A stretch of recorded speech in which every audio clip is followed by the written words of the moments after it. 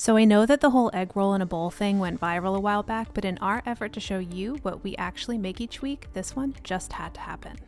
I love veggie heavy dishes, and this one has the veggies I almost always have in my fridge, cabbage and carrots, which are usually hiding in my veggie drawer, and bell pepper and green onions, which always seem to end up in my shopping cart.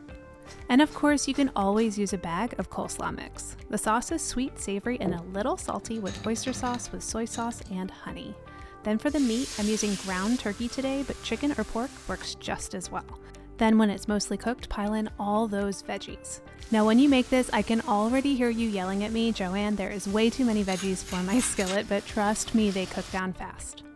Because I'm me, I can't stop without adding an extra sauce, so here's our quick, spicy mayo.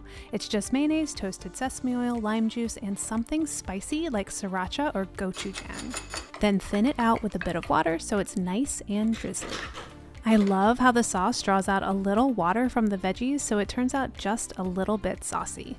Then serve with lots of that ridiculously tasty spicy mayo on top. Then for a little extra crunch, scatter over some chopped cashews and cilantro, and dig in. I can't wait for you to make it.